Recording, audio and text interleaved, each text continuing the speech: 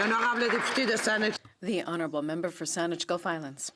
Thank you, Madam Speaker, and thank you to all of my colleagues for the opportunity to speak a little about this urgent situation.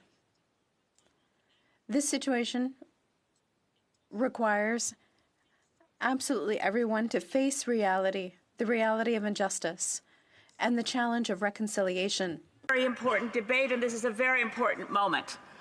In the constituency week, when I was home in my riding, one of my constituents said, as we discussed the blockades and discussed inconvenience and discussed what it means for settler culture Canadians to face inconvenience when Indigenous people have had their land stolen from them, their children stolen from them, their culture stolen from them, in efforts to annihilate who they are as peoples, we have to weigh our inconvenience against the challenge of the moment. And this one constituent said to me, Priscilla said, can't we focus on the opportunity of such a rich conversation? When I heard some of the words of my colleagues, the words of the Leader of the Official Opposition reminded me of something, so I flipped through to them. Their words heard on May 4th, 1877, actually, General Oliver Otis Howard, speaking of the frustrations he felt of dealing with the Nez Percé and their chiefs as they discussed what mattered to them.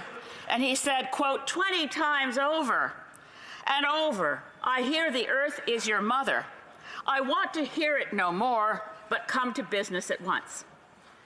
This is not simple, and it won't end overnight because it's based on a century and a half of injustice, oppression, and colonialism. But it's also based on the reality that since 1997, the Wet'suwet'en have had every reason to believe that based on the Supreme Court of Canada decision, the federal government would come talking about what does it mean that title for the Wet'suwet'en could be 22,000 square kilometers. What does it mean that the Supreme Court of Canada has said that their title and their Indigenous form of government that predates Canada by thousands of years has status in Canadian law? We must not ever set out the notion that there's a rule of law on one side and Indigenous peoples on the other. Indigenous peoples have the law on their side, and maybe the Leader of the Official Opposition, referring to a small group of radical activists, meant the 9 judges of the Supreme Court of Canada. Because they're the ones who said title is title is title. And Indigenous title is, quote, collective and intergenerational. And acknowledging that will explain why we stand in solidarity with Wet'suwet'en hereditary leadership. My colleague, the Honourable Member from Nanaimo Ladysmith, went up January 19th, met with hereditary leadership of Wet'suwet'en, came back and we've been trying as Greens to appeal to the federal government from the beginning. Don't let the RCMP arrest people. Don't let the RCMP, that huge encampment, what that cost Canada, a whole year of a remote location of RCMP detachment encampment on the edge of Wet'suwet'en territory. It's very remote.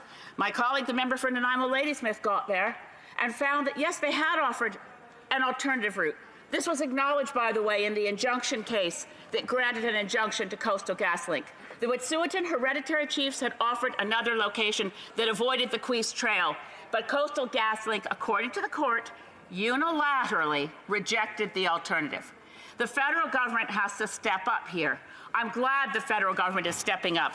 It's true that on February 5th in this place, the Prime Minister said that this, quote, this is an issue entirely within provincial jurisdiction, unquote.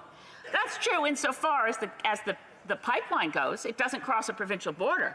But it's massively untrue when we talk about Indigenous rights, the Delgamuukw decision of 1997, the Chilcotin decision of 2014, and the big question, when First Nations win in our courts, what's the statute of limitations on us doing anything about it? The Wet'suwet'en have been enormously patient, and the Unistoten camp has been sitting there for 10 years. Ce n'est pas une question de grande surprise qu'il y a résistance. It's no great surprise that we had these cases across Canada. It was clear with all the agreements. And saying for quite some time, if someone marches on your territory, we'll respond as if they've marched on our territory. This is an aspect of solidarity, but for the solidarity of Indigenous peoples across Canada and their allies, people like me, people who are settler culture Canadians who recognize that this is a turning point for this country, where we actually mean what we say. When I heard the brilliant comment of the brilliant senator and former Justice Murray Sinclair from the other place, who said, what is this once again, as in Paul Simon and the Boxer, a pocket full of mumbles, such are promises. We must set aside our pocket full of mumbles. We must be serious in our intent. This is a land issue, this is a title issue, this is a justice issue, and it is only very incidentally a pipeline issue. C'est clair maintenant. It is clear now. We have to face up to the reality of injustice. We have to face up to this reality and the promise of reconciliation. Now is the time to say yes to Indigenous peoples and no to the yelling that we hear from others to say that this is a group of radicals. That's not true.